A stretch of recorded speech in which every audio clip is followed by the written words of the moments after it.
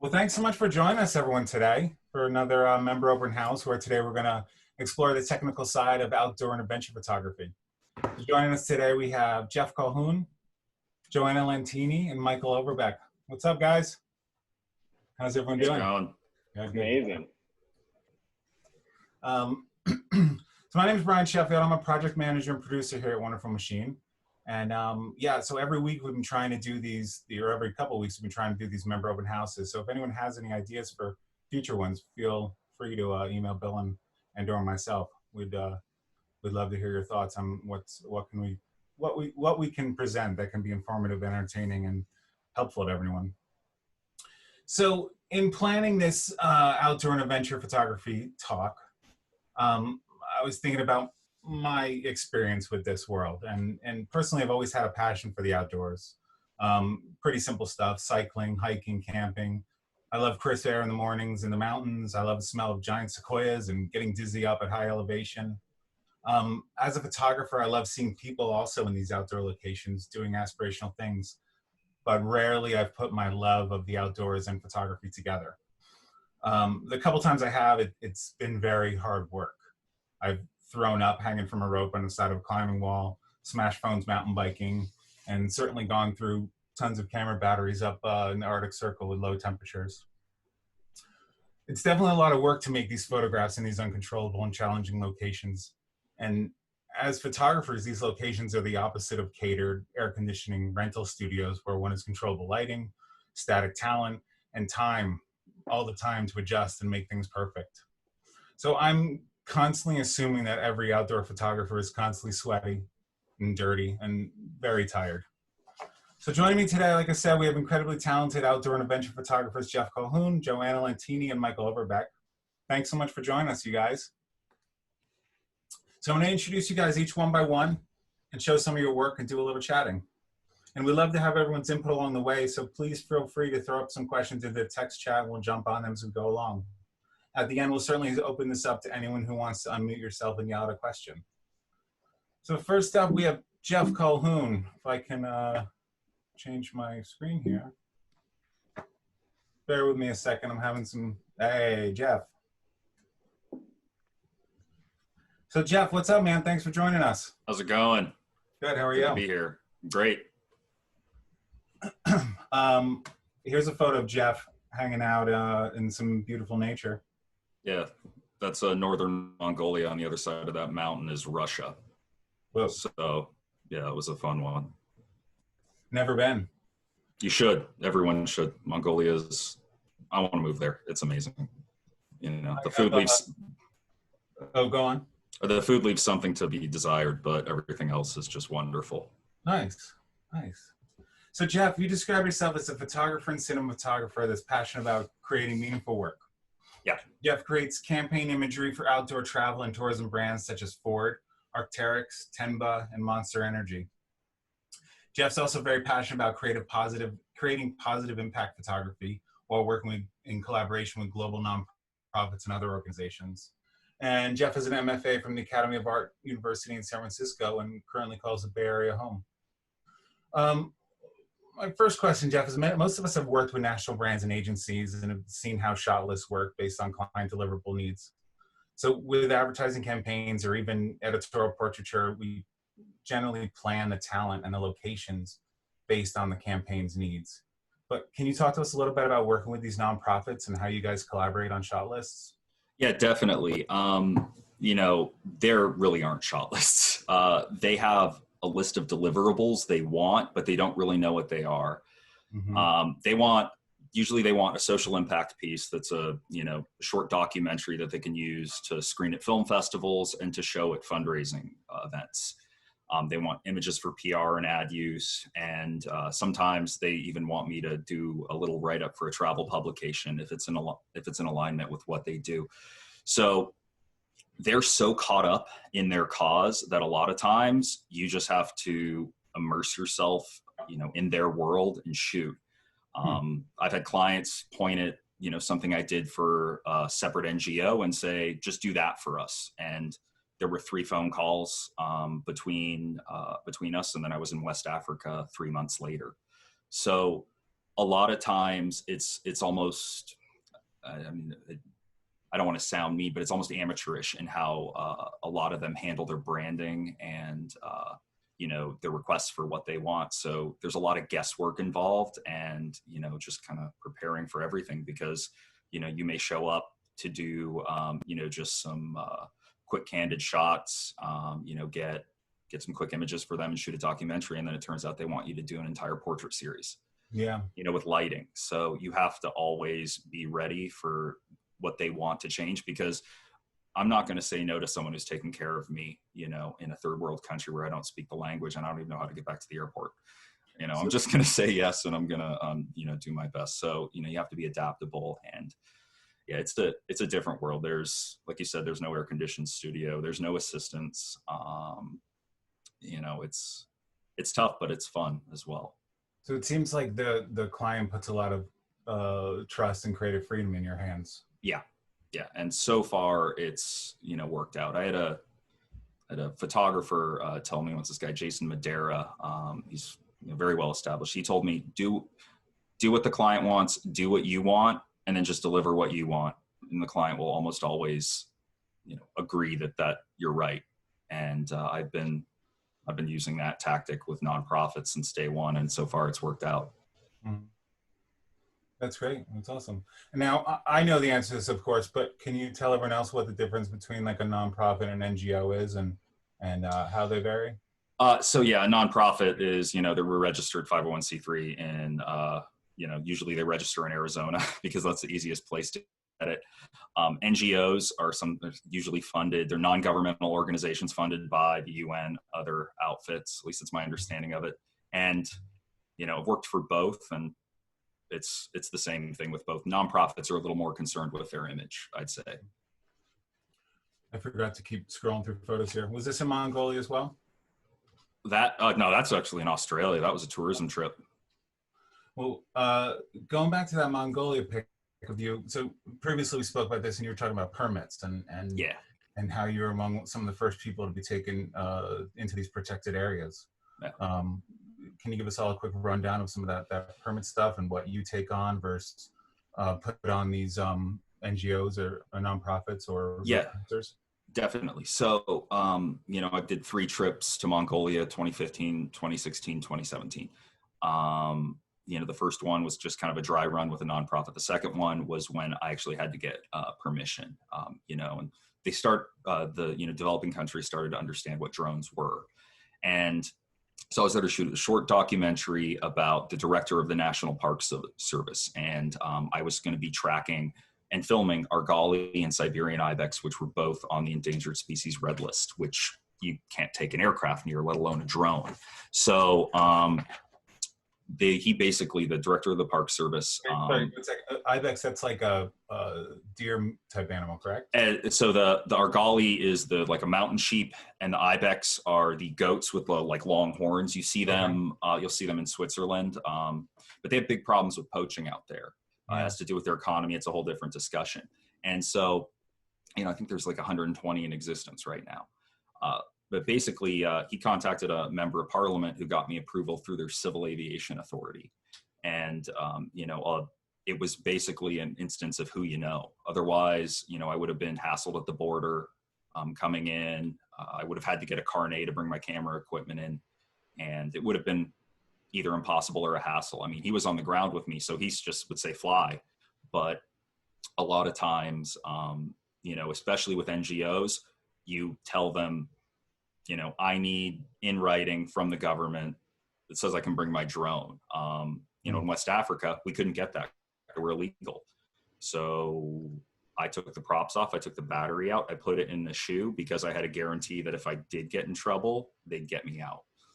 So, you know, sometimes you have to go by the seat of your pants, but it's different in every country. Sometimes it's the Civil Aviation Authority that needs to give you approval. Sometimes it's the equivalent of their DMV. Sometimes they're just worried about that with customs. And sometimes it's their National Broadcasting Association, or sometimes it's all of them. You know, in Thailand, you have to do their National Broadcasting Association and the equivalent of their DMV. You have to get permits from both, and you have to do it once you're in country. And sometimes they make you leave your drone at the airport.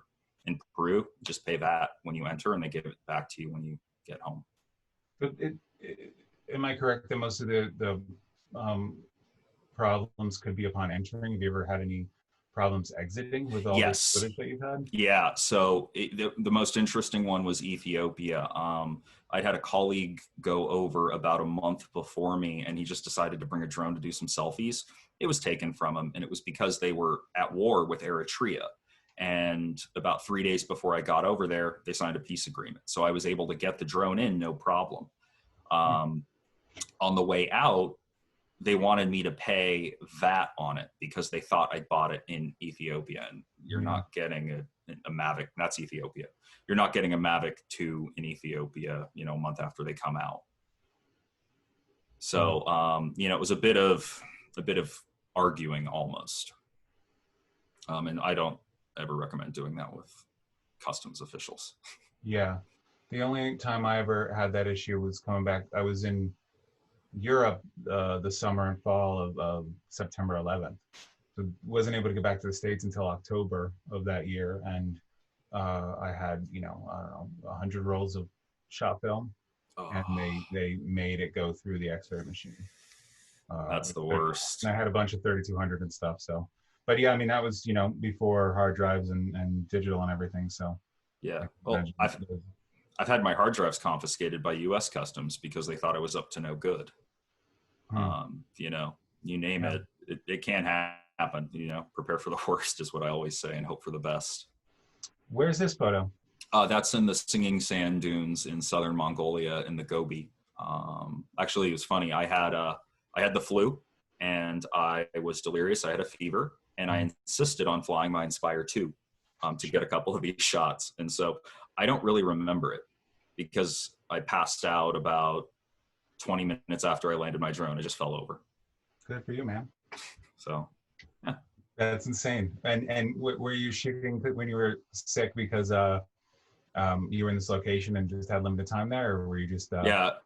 So a lot of times, what you'll run into is you won't get a day at a location. You'll get a few hours, and then you'll move on. Especially in Mongolia, there's no base camp. You're just constantly moving around. So we were at the Singing Sand Dunes for maybe a total of 12 hours because we slept there. Amazing. Very cool. Where's this one on the left? That's on the Onkoscocha Trail in Peru.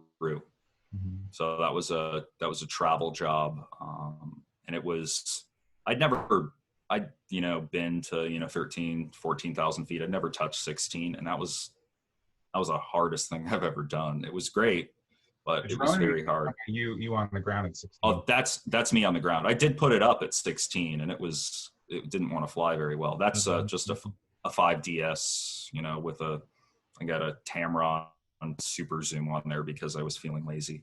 But you're just, as a photographer, or as a human at that height too, you're dizzy as hell. Yeah. They offer you this coca tea, and it helps, but it's not good for you. Amazing. Well, thanks, Jeff. We're going to jump on to Joanna here and then circle back. Awesome. What's up, Joanna? Hey. How are you? Good. I like your background. Thanks. So Joanna is a New York State based photographer, and she describes her work as where fear and curiosity intersect. For me, the most compelling part of Joanna's work is this sense that she's fearlessly comfortable at diving underwater, under ice, and swimming with these giant marine mammals. That's her in that picture there. Joanna, can you describe how water inspires you and how you're able to be in that moment in these crazy situations and be calm and be able to tell these stories? Sure. Yeah. So I'm not really sure that water calms me. It's more nature. In fact, I sort of still have a few hangups about water. It's I guess in a way my camera has always served as a bit of a distraction for my mind wandering into the what ifs, right? So yeah, I think it's definitely more my camera and just my overall love of nature than it is the water itself. You know, a lot of things can go wrong underwater. You know, when you're focusing on your camera, you know, creating an image, you know, you have to be worried about both your you know, housing, your equipment, as well as your diving equipment. So not necessarily the water, but more about just my overall, you know, love of nature. Yeah. Yeah. But it seems like you're drawn to the water.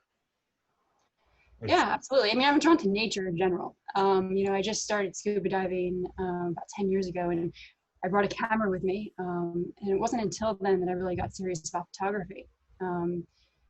I really wanted to explore, you know, underwater. And so, yeah, I started taking photography very seriously while diving. And so I kind of like learned photography, I guess, in a way backwards. You know, I started shooting underwater, which is very different than shooting topside. Yeah. So you were diving before you were a serious photographer. Well, I had a camera in my hands for my first dive. You know, it was strongly recommended that I didn't do that, but I did. I decided that, you know, I was living in Southeast Asia at the time, and I felt like, you know, I didn't know how much time I had there. So you know, I wasn't about to wait 50 or 60 dives like they recommend. So, you know, I just brought a camera with me. I started, you know, basically right after, you know, I finished my certification in Thailand. You know, my partner, he handed me my camera, and I swam off into a school of fish. You know, and so I really learned how to dive with a camera in my hands. Does that answer your question? Yeah, it does. And I was just wondering where you know, which love was first, and if you fell in love with photography as a way to capture nature that inspires you. Yeah, absolutely. You know, I wanted to share it. Like you know, I started scuba diving, and of course, like, you know, I had the camera with me and I wanted to document what I was seeing, but then I just realized, wow, like there's just this whole world that, you know, so many people aren't familiar with. And so, yeah, it grew from there. You know, I just really wanted to share that with others, you know, because there's this whole other world, you know, it's 70% of the planet roughly. And we know so little about it. And, you know, it's difficult to protect what, you know, we don't know is there. So. Yeah. Where are these dudes? This is South Georgia, not in the States, South Georgia and Sandwich Islands, Mm-hmm. of course. Yeah, so I actually had someone ask me, I didn't think there was penguins in South Georgia. I'm like, yeah, no, South Georgia. It's really just like the land before time. It's an incredible place. That's awesome. Full of life. What were you doing there? What was that trip for? So I was running, like I put together a small group to Antarctica and South Georgia. So I had a small group of about 5 people. Awesome. For a photography trip. Yeah. I know you've done a couple multiple trips, especially up to the Arctic. And recently you were telling about a all-female trip that you were part of that was in the Northwest Passage, and you guys were hanging out on Baffin Island. Yeah. Can you tell us a little about that expedition? Yeah, sure. I mean, the idea behind it was to raise awareness about climate change by snorkeling in Northwest Passage. Snorkeling it? Snorkeling it, yes. But it evolved into something a bit deeper than that. In the end, it came down to the expense of, you know, having a ship that would take us through the Northwest Passage, you know, upwards, you know, in the millions, basically. So it evolved, you know, we ended up doing these ocean outreach programs. So we worked with Inuit youth and elders, and, you know, we were able to learn firsthand some of the challenges that they're facing. You know, one of the major ones is that there's not a lot of ice for them to hunt on. Each year, you know, keeps, you know, getting worse. So I think a lot of the community there, you know, they grow up, I mean, pretty much everyone grows up fearing the water because, you know, because it's so life-threatening, because of the temperatures. So we tried to bring the ocean to eye level for them. We went down and we collected, you know, various species from Frobisher Bay, and we set up a mobile aquarium on the dock in Iqaluit. And so we invited the community out to see what lives beneath the ice, right? Because it's too cold for anyone to swim or snorkel without a dry suit. That sort of equipment just isn't, you know, it's not so available up there. Yeah. So we took members of the community out snorkeling and actually diving in dry suits, which was really cool to see their reactions to like what was below the ice. So this was on a separate expedition to the Arctic. This is the high European Arctic. We're about 600 miles from the North Pole there. This is pack ice. We snorkeled around this, and it's really amazing how much life lives underneath of the ice. Not a lot of people realize it. You know, they think that the ice is just there. You know, when the ice goes, the polar bears are going to go because it's their habitat. But meanwhile, like you have all of these organisms that are living beneath the ice that feed everything in the entire ecosystem there. Wow. You know, from like juvenile cod all the way up to bowhead whales. So it's like an inverted garden of sorts, right? So we went up there to document that. That was about the highest I've been, you know, closest to the North Pole. But I think, you know, it all pretty much looks the same at that point. Is that ice moving as you're swimming through it? Yeah, I mean, it's all shifting. Wow, that's insane. That's insane. This is a tiger shark in the Bahamas. Mm. Very nice. That was another trip that I was leading. What did you say? Was this pretty recent? You shot this one? That was actually a few years back. That was my first encounter with snow geese, the snow geese migration out in Pennsylvania. And I was actually on a separate journey looking for snowy owls, and I kind of caught wind of this migration that was happening just a few hours west. So I headed out there, and it's you know, every year now I try to document this this migration. It's incredible. You have 100,000 snow geese migrating up to Baffin Island, where I did this expedition. You know, so they go up to the breeding grounds up there, and they spend the summer there. I was actually supposed to be there this month, but actually last month, June. But because of everything, I had to postpone it to next year. So that's great. We first met, I think, when you were out working on that project, right? Like last fall or something, maybe? You were coming through Pennsylvania? Yeah, it was actually January. So they, yeah. That's great. And tell us about this one. What's going on here? So this is Indonesia. This is, I guess it's called Cenderawasih Bay. It's West Papua. And so these are fishing platforms. They're called Batams, I believe. I probably have that wrong. Anyway, they're fishing platforms, and so the fishermen kind of tolerate the whale sharks. There's, you know, hundreds of whale sharks in this bay, and they sort of tolerate them because they consider them good luck. So they come by and they're very interested in the fish in the nets that they collect. So they'll kind of try to, you know, pull the fish out of the nets. And so, yeah, it was really incredible. And it's nice because, you know, you have some tourists visiting, and, you know, they realize that the whale sharks are worth more alive than they are, you know, finned. Which we're seeing, you know, all over the world. So that's wild. So it seems like that shark is between you and the boat, right? Like not too far from you. Yes.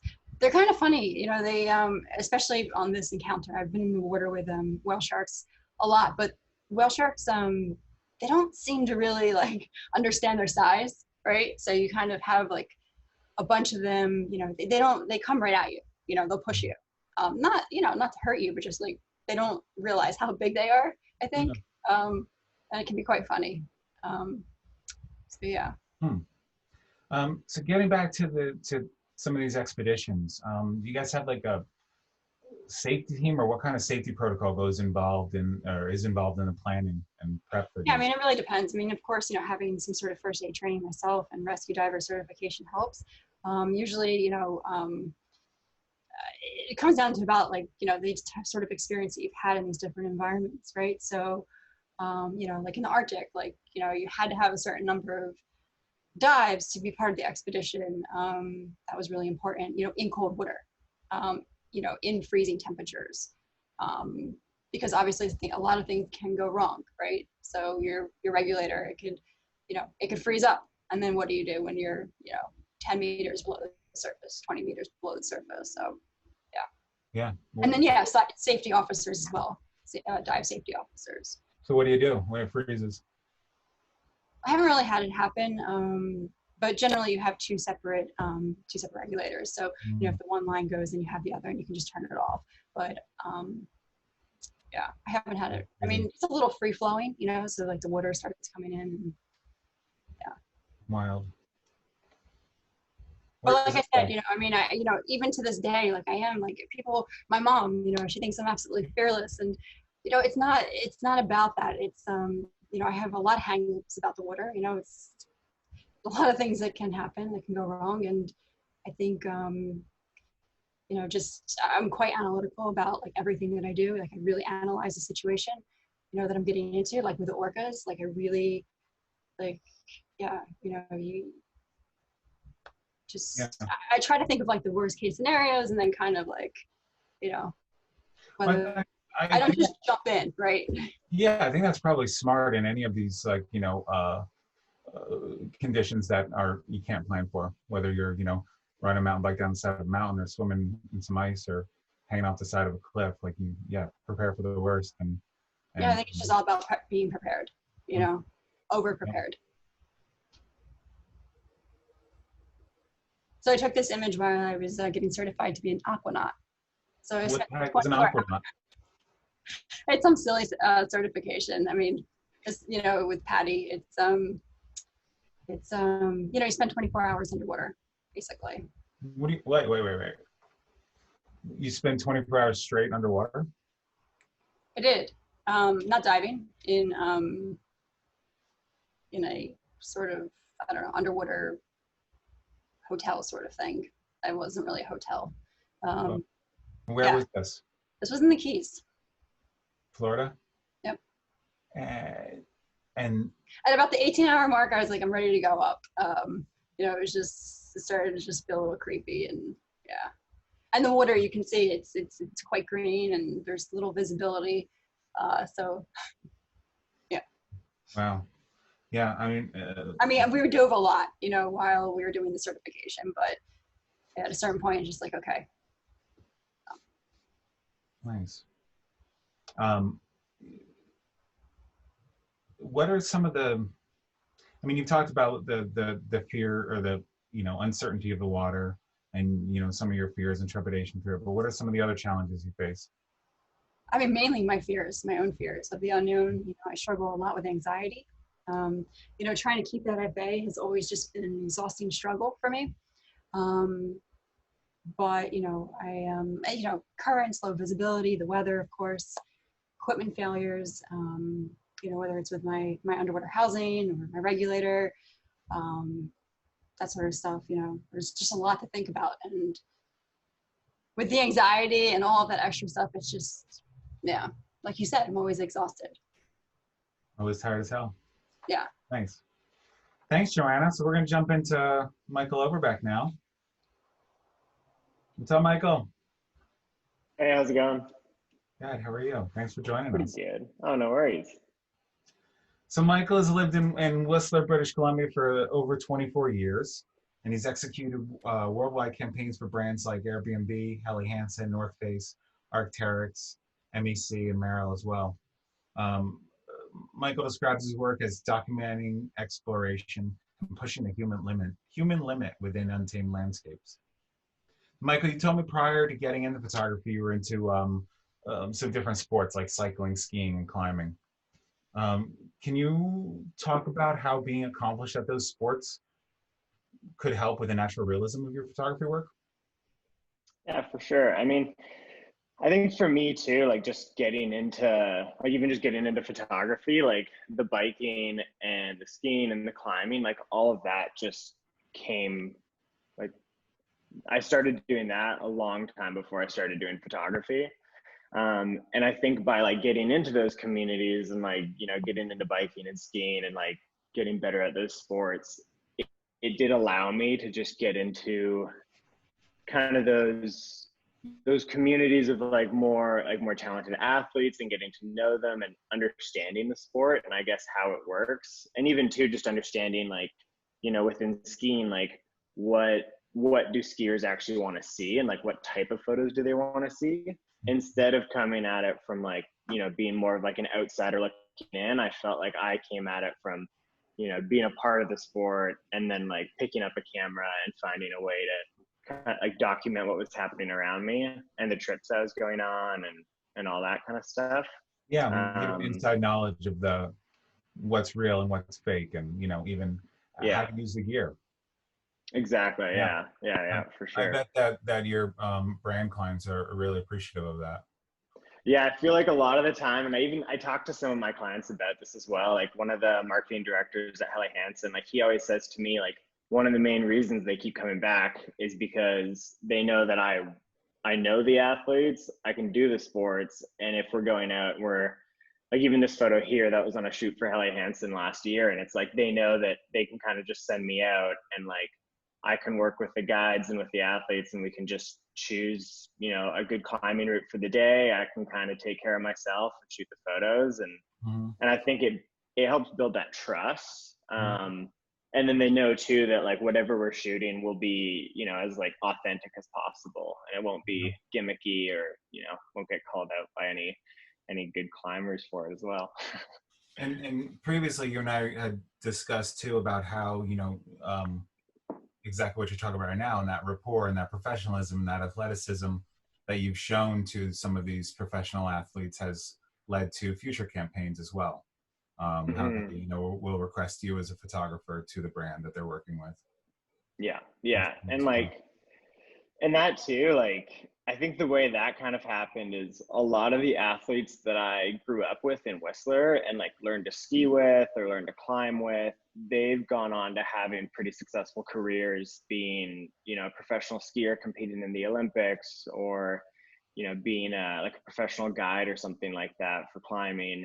And I think by having that relationship with them beforehand, and then basically coming up with them and like learning how to shoot photos with them, like learning how to just do all and go on trips and do all that stuff, Mm-hmm. that basically like built that relationship with them. And when they started to get sponsored, when they started to work with these companies for campaigns, I think those companies saw what we were doing and they were like this is what we want, like we just want you guys to go out again and basically keep creating what you're creating. And I think it happened that way. Like it happened pretty organically. And I think it was a bit of luck too, in that, I ended up picking up a camera and they ended up wanting to be professional athletes, and just being from Whistler as well, which is like a great place to be doing this sort of thing. Like, a lot of things did kind of fall into place, which definitely just, yeah, helped that kind of come along. That's awesome. Yeah. Um, Another conversation we had too, you and I, was that you brought up to me having the right tools for the assignment. Um, so I know on paper, like that sounds pretty simple and easy to understand, but getting to a situation like this with these outdoor overnight camping adventures with tons of gear and safety equipment, what are those right tools beyond camera and lenses? Like what's the safety equipment? What's the protocol? What's the transportation like? Yeah, and I think too, like even for me, like with photo gear especially, like I do try to keep it pretty simple. Like I think I want to have it as light as possible and as small as possible, just so we can be going out further into the mountains and creating these photos. And then like for other gear, like I mean even that last photo of those guys on top of the mountain, like that was, we had like a helicopter to bring us up there. We had our Is the one bikes, we talking had about? our camping gear. Pardon? This one? Yeah, that one. Yeah, we had a helicopter fly us up there, like the afternoon before. Shot some photos in the Alpine. We brought our bikes. We brought, tents and camping gear, backpacks, like food, cooking stuff, pretty much everything we needed. And then it basically allowed us to be, self-sufficient up there and like stay up there as long as we wanted. Um, and even in this spot in particular, a lot of people, it is a common place for people to go, but to do a sunset shoot with bikes logistically is quite hard. And so it's like for us to have all that extra gear, like the helicopter and camping gear, it kind of made that possible. And I think too, like when I'm planning another trip, most of the gear and logistics I'm planning are more so based around the bike gear or the ski gear, and like safety equipment. Or for climbing, like you have tons and tons of gear, and so I'll end up on this trip with 3 huge duffel bags, and I'll probably only have like 3 or 4 lenses and probably 2 camera bodies. And then I have, 100, 200 pounds of just other gear. Where was that that one that you guys helicoptered up to? That was actually in Whistler, pretty close to my house. Who was the client on that? That was actually for an event in Whistler that they do every year as part of a bike festival that they have called Crankworks. And it's a photo competition called Deep Summer where they bring 6 photographers in, and then you have to create a 4-minute slideshow for that event. And it was lucky as well. One of the athletes that I was shooting with, he's a pilot or is also a helicopter pilot for that company. So it worked out pretty well to get that helicopter right up there. Very cool. Yeah.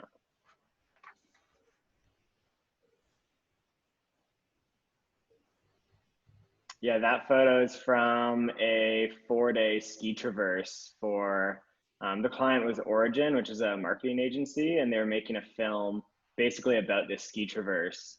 And I went out with it was, I think, 4 athletes and then 2 filmers and myself, and we just did a 4-day self-supported ski touring trip where we basically did the ski traverse, but we were also trying to ski all the big lines and like all the big north facing mountains basically, which people generally don't do, because to do that traverse you need to carry a lot of gear and you can't really ski those lines with the big bags that you have. And so we took longer than most people did, and we were still moving pretty quick every day just to be able to move camp, 5 or 10, 15 kilometers, and then go and ski 2 big north facing slopes and then get back to camp before it got dark, and then sleep for, a few hours and get up for sunrise the next day and try and do the same thing. How were you guys transported camp to camp? That was just backpacks. Wow. So we were ski touring, so we had like skins in the bottom of our skis, and then there's a lot of glaciers as well, so we're just a lot of it was glacier travel, and then we just load up our backpacks and move everything to the next camp, and then grab smaller bags and then try and rip up like the closest mountain and go and ski it. That's awesome, man. Yeah. Tell me about this one. What's going on here? That was a shoot for Merrill last fall, and we actually that one's on the Pemberton ice field, and they had this campaign they wanted to do that was basically for a new type of rubber that they were using on the bottom of their winter boots, and they called it Arctic Grip. And so they wanted to have basically some sort of setting that just showed ice and snow and kind of just taking it to that extreme.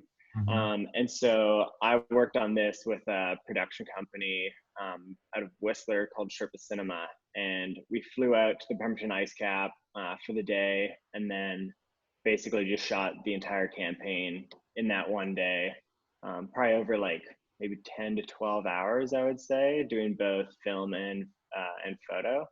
And then we flew out that night, and it was kind of funny too, because half the crew got fairly close to staying out there for the night with the guides because we were losing light, and the helicopter pilot was getting to the point where he just didn't want to fly back because there wasn't that much light. Wow. Yeah, but luckily I was on the first flight out, so. Then Pemberton, I always take the photographer out first, right? Yeah. Fancy. You said Pemberton Art Fields? Yeah, Pemberton Ice Fields, yeah. Which is also pretty close to Whistler as well. And I think too, like a lot of the work that I end up doing is around Whistler. And I think when I started, I definitely did more traveling, but now it happens that a lot of the work I do is fairly local. And I think to an extent, I like to keep it that way. Like I find there's so much to explore around where I live, and it's so easy to, just fly across the world to see this. And I was doing that, and I love doing that. And even kind of with what's going on, it makes me miss that so much. But at the same time, it's like I do get to live in such a special place, so it is really important to me to try and show that and try and document it and try and just move through that landscape, whether it's on bikes or skis or climbing, and even too, it means that I get to do these trips with a lot of people that I'm really good friends with, which is pretty special. That's awesome. Yeah, that's great. Yeah, we're in the Philly suburbs where it's just, you know, strip malls and Starbucks. So sounds pretty nice, man.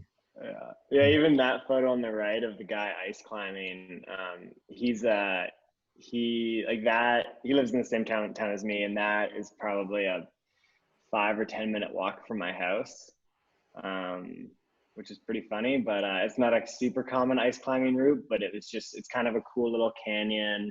I don't think anyone had ice climbed it before, so it's just kind of a fun, like, you know, one afternoon just decided to go out and shoot it. That's great. And what are you standing on this? Are you on ice? So I was standing on ice. So basically the waterfall kind of came down and then it went into this little canyon. Yeah. And some of the water that was moving slower was frozen over, but I actually had a ski pole with me and I was kind of jabbing it in the snow and ice just to see like how thick it was or if I was gonna break through. And yeah, it was a bit like, I don't think it would have been horrible if I fell in. Like I wouldn't have gone over a waterfall or anything, but it would have been pretty chilly. Mhm. But yeah, I mean, that was kind of a situation where it's like, if I move 5 feet more to the left, it's going to look way better. So you kind of just keep going until you can't go anymore, I guess. That's so great. Awesome. Well, I'm gonna end my screen share here and then start a conversation with the three of you guys. Sweet. I can somehow. There we go. Yeah, thanks so much for telling us the story about that. So between you telling me these stories, Michael, about, you know, ending up on the top of a mountain for multiple days, and you know, Jeff talking about these trips where he's at altitude and having the flu and, you know, passing out while flying a drone, and Joanna, for some reason, sleeping underwater. What makes you guys like want to risk your lives to take these pictures? What's going on? Yeah, I mean, I think for me, it's kind of funny. Like, I don't know if I have like a really great answer for that necessarily, but I find when I'm out there, and this is something that I am fairly conscious of when I'm in the moment, but if I am like on the side of I don't know, cliff or something like that, and it is kind of sketchy, and you are like, oh, if I slip or if I mess up here, like, could be really bad. It's funny though that those moments are kind of the moments that I just like, I do kind of chase. Like I do love that. And it's not necessarily the adrenaline. It's just like, it just feels like, it kind of just feels right. Like it just like, it's definitely, it's just like when I feel most alive, I guess. Like Yeah. I do love just the act of like being out there, and I love the act of just taking photos, regardless of really the final product, I guess. I agree. Absolutely. It's about feeling alive. It's about, I think, in a lot of ways, exploring myself, right? My own limits. Yeah, for sure. Mm-hmm. Yeah, like when I'm out there, I'm constantly nervous about what can go wrong.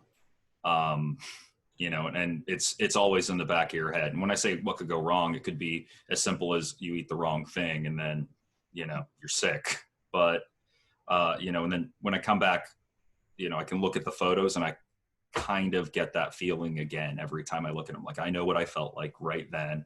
I knew, you know, how nervous I was where I was standing. You know, and it's the inherent risk that, you know, attracts me.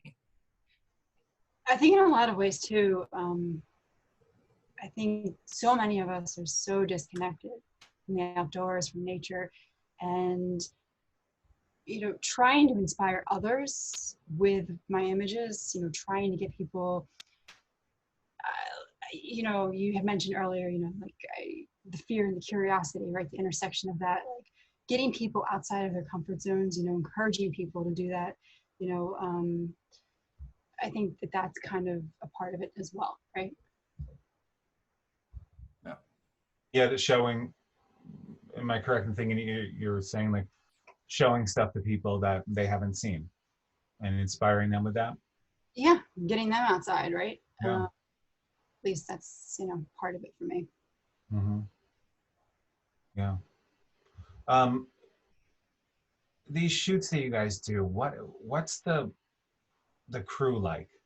I mean, a lot of us are used to these, you know, besides Michael being ushered out on a helicopter, a lot of us are used to like the VIP treatment on set, you know, having a PA hold an umbrella over our head, or air conditioned studios, or people bringing us coffee. But what are these shoots like for you? I mean, what's your crew like? What's your, you know, your foot fungus situation like? What's going on?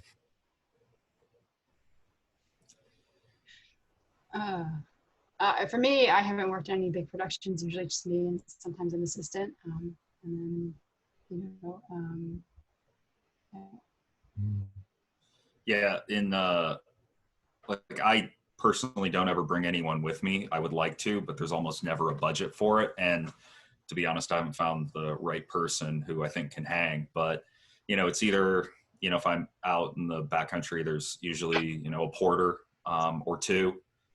You know, we throw gear on mules. In Mongolia, there's, you know, 4 to 5 vehicles, and they're supporting not just me, but usually there's some scientists there. There's a kitchen van. They set up a whole kitchen. You know, it's at times it's not roughing it when you're doing that, but a lot of times it's, you know, just me with a 5D on one shoulder, a cinema camera on the other shoulder, and a drone in my backpack. And, you know, I have someone kind of pointing where they want me to go. Wow. Yeah, and I'd say, yeah, for me, like a lot of the stuff I end up doing, if it's like climbing or skiing, we do end up bringing some sort of professional guide with us, just to like look over safety, or if it's a multi-day trip, sometimes they'll just help with like setting up camp, or even in the pre-production, they help a lot just with like logistics and booking things, and just, you know, knowing how many days we're going to need to go from like this camp to this camp, or, you know, little things like that. And then I'll have an assistant a lot of the time who, like he loves photography, like takes really great pictures and understands it all, but he's also just an incredible athlete. So it's, I think having someone like that on set who can kind of just be, you know, running up and down, or like relaying, you know, something to the talent, or just kind of all hands on deck, like wearing many hats, is pretty important. And I think that's a big thing, is like on a lot of the shoots I do, it's like the people that are there do kind of need to know how to do a bunch of different things. Like they need to know how to, you know, ski, or like set up their own camping situation, or food, or, you know, helping with like first aid, or little things like that. Like you do kind of end up wearing a lot of hats. Yeah.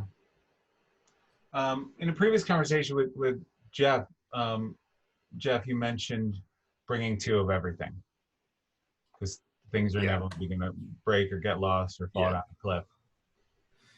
Any good stories about that? What's the most expensive thing you've broken lately?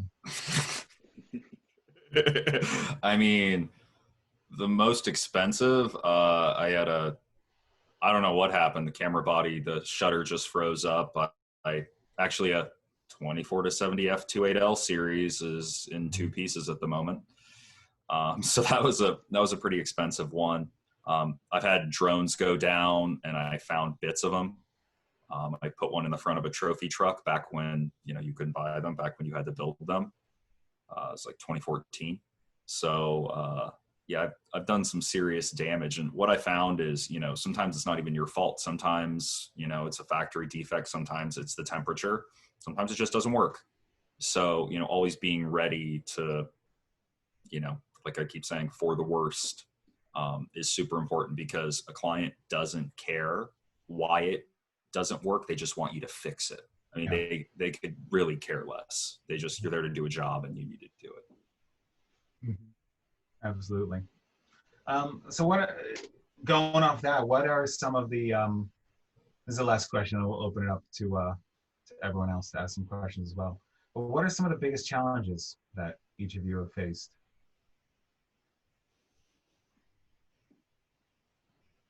Gear, weather, transportation, delayed flights, loved ones getting mad at you for never being home? I guess for me, like most of my biggest challenges on these things is just like physical. Like it's like, I don't know, being out there for like a week or 2 weeks at a time, and just like, you know, basically on like an expedition, you're just like, it can start to wear you down. And I think too, a lot of the trips that I do, or a lot of the trips that I plan, I think I do go into it with a lot of confidence or competence just in taking the photos. And then it's all the other stuff that goes along with it that just like ends up being the challenge. Like it's just planning the trip and like being out there is just like what I find a lot of the time is like the really hard part. And then I'll let Jeff and Joanna answer that question too. But Michael and this, I mean, it seems like all three of you have very specific multi-skill sets along with photography.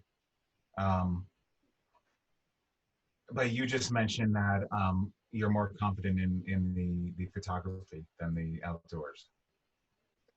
I think so. Yeah. Like I think a lot of the things that I end up shooting, and I think the way that I've tried to do it is, I think there's a lot to be said for choosing your like location or choosing your athletes really well in advance. And so if I know I'm going to a really incredible place and I know that I'm going there with, you know, some of the best athletes in the world who love to take photos, understand like what my vision is, and they also really want to create something, I do end up going into it with a lot of confidence that, okay, like when we're out there at sunset in this amazing place with these athletes that want to take incredible pictures, like I know that that's going to happen. And I think it's going to be hard in the moment, but I'm not necessarily, and it's going to be hard work, but I think I have a lot of confidence that when we're there, like we'll be able to do it. But, you know, sometimes just getting there, like, you know, getting from the valley to the top of that mountain, or, you know, all the pre-planning or permits and logistics, like just all of that can end up being a pretty big like challenge or just obstacle to overcome. Pretty big weight. Pardon? A lot of pressure, a lot of weight, you know, like. Yeah. Yeah. Yeah, for sure. Yeah. Jeff, what are some of your biggest challenges? Yeah, pre-planning is a big one.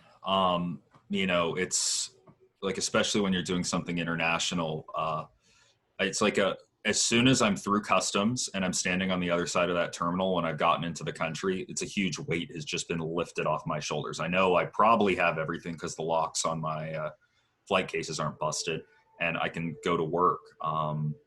You know, for me, I like showering. I like sleeping inside. I'll be honest. I don't dislike the outdoors, but I mean, the biggest challenge for me is when I sign up for something where I'm not going to see a hotel for, you know, 3 to 4 weeks. And, you know, it's saying yes to that and then following through with it. And it's, you know, the mental hurdle, like I could go back to shoot, like in the middle of the field, you'll just think I could go back to shooting fashion. I could have someone make me an espresso. And, you know, that's the truth is it's the last place I want to be. But, you know, it's that mental hurdle of, you know, saying yes and going. That's great.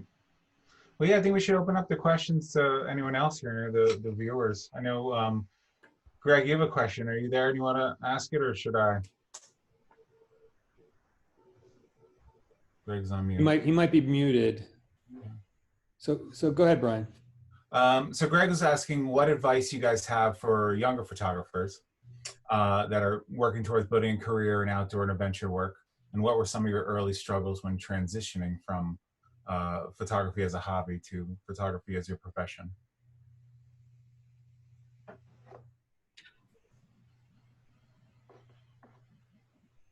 I guess for me, like early on, and advice I would have given to myself is really try and like get better at, and I guess for me, coming at it from more of like an outdoor adventure sport perspective, like getting better at those sports and just being more involved in those communities, while still, you know, learning how to use a camera and do all that. I think like it is really valuable to just like understand those sports or understand kind of the activity that you're trying to document and participate in. Yeah. Sure. That's good. Yeah, I like the what you said about being part of that community too. Yeah. I think especially in, you know, these worlds of you know, you see these people doing high line slacklining or something in Yosemite, and there's 20 of them. So if all of a sudden you're among them as a photographer doing that, then then you're that photographer. Yeah. You're the guy the companies are going to call. Yeah. And I think too, like brands will also see that you're the one out there documenting that. And I think just, yeah, by being part of that community, it's just going to open up your eyes and like to seeing more of what's going on. And I think being able to also just like be a voice in that sport or amongst those people, I think is super important. Mm-hmm. That's great. Natasha has a question. Hi, thank you so much to you guys for sharing. I'm so inspired and so fascinated by all of that. And I have a couple questions for Jeff. I guess, well, one, I'm just so fascinated by your work with nonprofits because that's never something I've even has crossed my mind. So I'm curious how that started, or how, if you have any just thoughts and advice on, or just how you started. And yeah. So go ahead. Sorry, I have two more.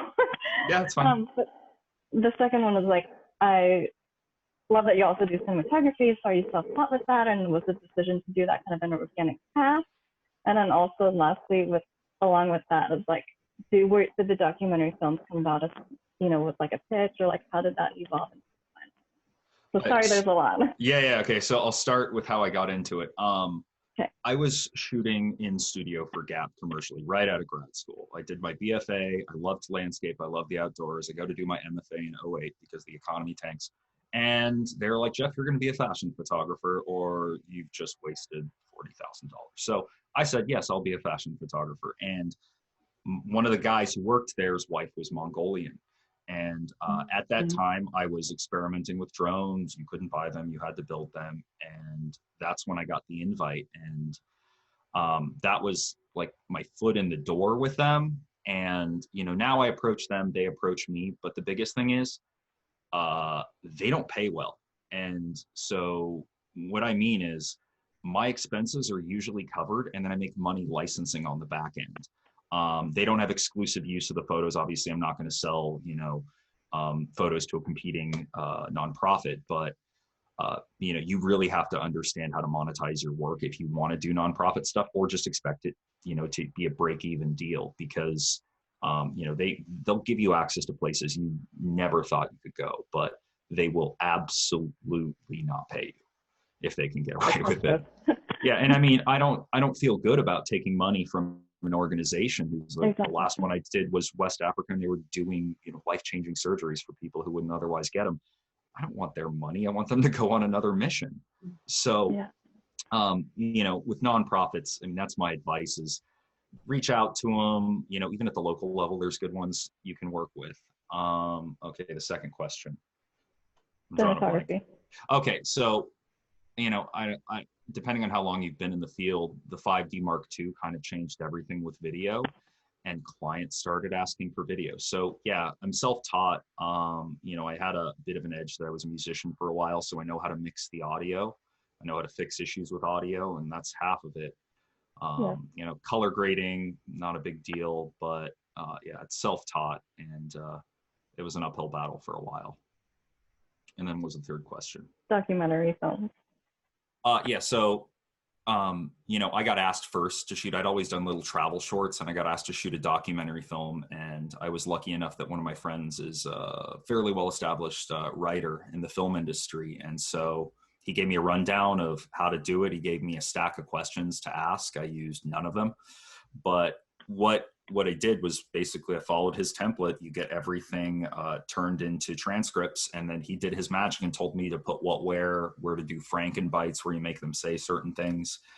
And I mean, my first one won a few film festivals, and the second one did the same thing, and the third one did, and then COVID happened, so I didn't get to go to any of them. But it's a 6-week process to edit, something even short like that, and to do it right. So I don't suggest taking on a job where you have to do both photos and video if you can avoid it. But these days, I don't think that's an option. You can't, yeah. Thank you so much. You're welcome.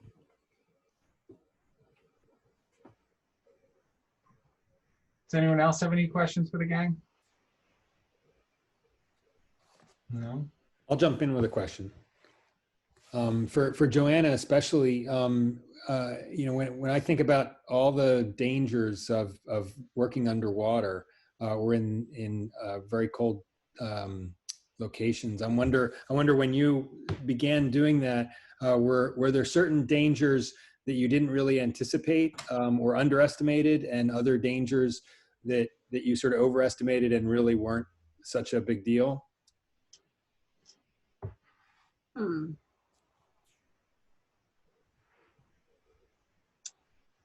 I mean, I guess in cold water environments, I never realized how how important warm hands were. Being able to adjust the dials on the housing, that became a bit of a problem with my hands completely numb. Just having the right equipment, I guess. I went through, I don't know, maybe a dozen different types of gloves, from heated to mitts to all sorts of, in the end, it's just, I have to be quick, pretty much, because my hands get numb pretty fast. I don't know.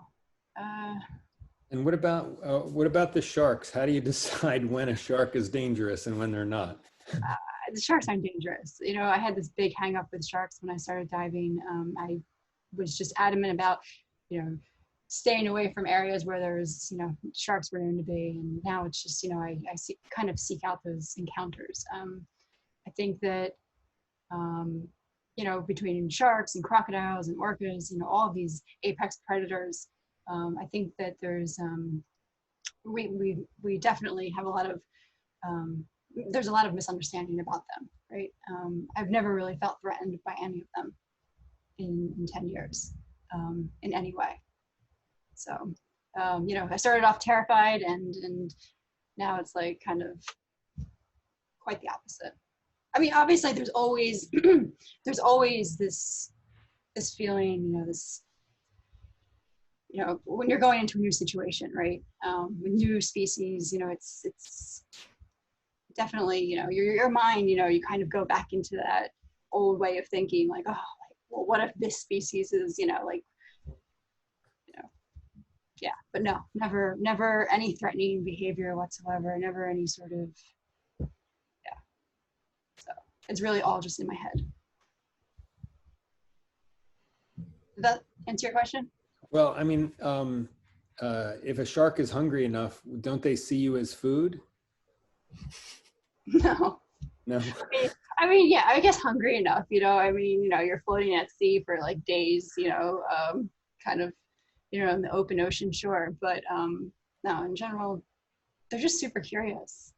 That's what I love about them, their curiosity, their confidence, super confident creatures. It's quite, with the tiger sharks, I think that's probably the biggest sharks that I've ever been in the water face to face with, pretty much about, like about that close. They're quite confident sharks, if they want to go past you, you kind of need to just let them go. I've been in the cage with great whites, but I know plenty of photographers, plenty of friends who have been diving in, open water with great whites, in good visibility. So, with absolutely no issue whatsoever, no threatening behavior. No. No, they don't want to eat you. Definitely not. We're not on their menu. Very impressive. Well, thank you guys, everyone, for joining us, and especially thanks Jeff and Michael and Joanna for this. You guys are very inspirational, and work is amazing. It was great to hear these stories and learn about this. I don't know if any of us are not going to be afraid of sharks after this, but there's nothing to fear. That's awesome. Well, thank you all very, very much, and I hope everyone has an awesome holiday weekend. You too. Thank you so much. Thank you. Thanks for having me.